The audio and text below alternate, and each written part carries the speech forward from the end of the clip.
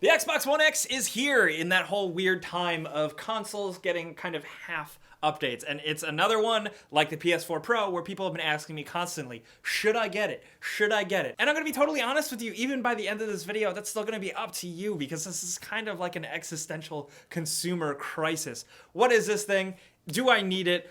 Let's talk about it, because it's a little weird. Now, as a disclaimer, the Xbox One X was provided to us early by Microsoft, but with no, reservations or expectations. I'm still gonna judge this thing. It drops November 7th, and it retails for $500. Quite a bump up from the standard US console price right now, but I guess more in line with the early adopter first-year release stuff. But you get a controller and a nice compact console. No power brick. That's all internal. The black on the standard is a fairly nice matte black that still manages to be kind of fingerprint prone, but not terribly. Specs-wise, it's got 8 custom x86 cores at 2.3 gigahertz, which is a higher clock speed than the base Xbox's 1.7 gigahertz Jaguar cores, and a pretty strong jump in a GPU, and impressively, it's got 12 gigs of GDDR5 RAM, up from the original Xbox One's 8 gigs of DDR3 RAM, and it's got a 1 terabyte hard drive. And for the uninitiated, surprisingly, there's a lot of confusion out there, but yes, this will play your original, regular old Xbox One games. This is just a spec bump that doesn't really alienate existing owners, at least for now. And I will say, with the specs and everything, the hype is behind the actual form factor. They did make this thing really, really small. It is the smallest form factor Xbox, technically, but it's also very interesting because it's a beefy boy. This is a thick boy.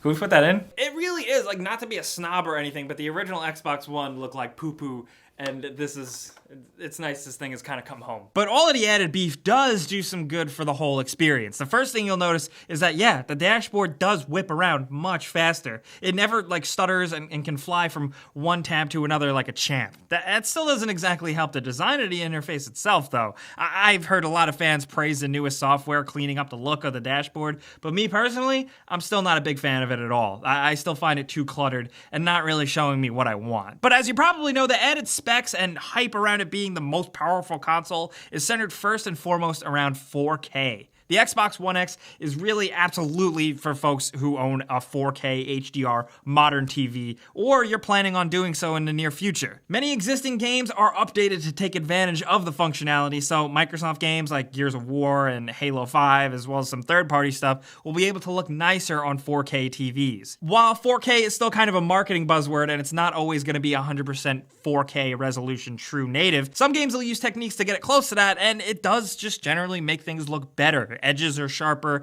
and detail generally looks a lot better. It's still not as mind-blowing as the jump from standard def to high def, but it's a nice in-between, and I think if you have an HDR-capable set, that'll make an even bigger difference in 4K. The colors really are amazing. But games, like I said, generally do look better. It doesn't show very well in a YouTube video, but in person, if you have a good eye, you can catch some differences. It all comes down to games, though, and not every game will support it, but it seems like Microsoft has a pretty healthy list. It comes down to which third-party developers support it down the line. Not only if they do, but how. Some games may use the hardware to have better frame rates, or just a nice bump to 4K HDR, or just hone in on better graphics still at 1080p. Some games, like Rise of the Tomb Raider and stuff, and we've seen this on the PS4 Pro, give you different options to choose from, and I think that's pretty nice, and I hope we see more of that. But on the first-party side, and this is a big thing, this console doesn't exactly have many hot new exclusives to play. I think that's a negative on the console right now, but a year from now, maybe we'll be talking a different tune. The PS4 and PS4 Pro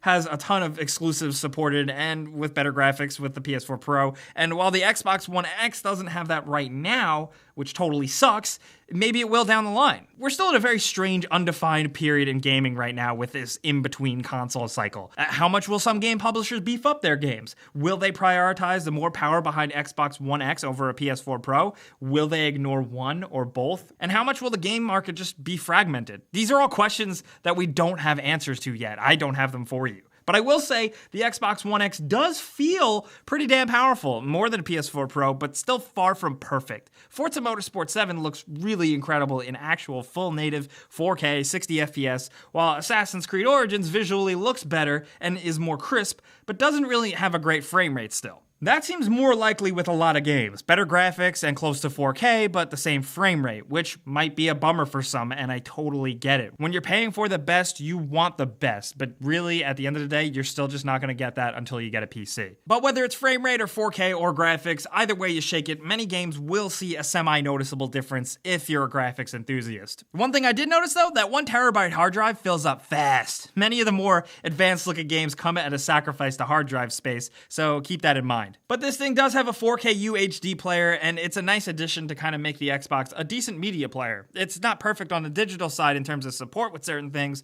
but I hope that comes in updates. It's just a nice box to have in general for games and stuff in your living room, but with the high price and the just okay difference at the moment with games, you'll need to think long and hard about whether or not to purchase this thing. It's not a bad choice either way, you won't be pissed, but it's really more of a matter of when you need this. So if you can't tell, I do think the Xbox One X is a really good console. It's very, very powerful, and it's very, very capable. But the question is, of course, do you need it? I'd say if you are a hardcore console player, you should think about it. But thankfully, there's not a lot of games to play on this thing. So you can take your time. I think down the road, future-proof, this is a console to get. If you don't have an Xbox and you want an Xbox, this should be the one you should get if you can spring for it. But I don't think it's something you should run out and immediately buy right now. And honestly, if you do follow this stuff and you do pay attention, you probably knew that. But you know, we gotta talk about this now. Meet me down in the comments. I wanna hear what you guys think, because this is kind of some pros and cons and my personal opinion, like any before you buy. So I wanna hear what you guys are thinking. The Xbox One X, do you think it's worth it? Do you like power? Do you like power enough to not buy a PC, but instead buy a $500 Xbox? Let's talk about anything Xbox, Xbox One X, down in the comments. I'm going to be down there talking to you guys. But if you got anything else for me, of course, hit me up on Twitter, Facebook, and Instagram at Jake Baldino as well. Anything you got. But you guys know, clicking the like button does help us out around here. Thank you so much for coming around. You know, if you're new, subscribing is a good idea because we put out stuff like this all the time. But as always, thanks for watching. We'll see you guys next time. Pizza's on me. It's not the Friday show, but I said it anyway. Wake up.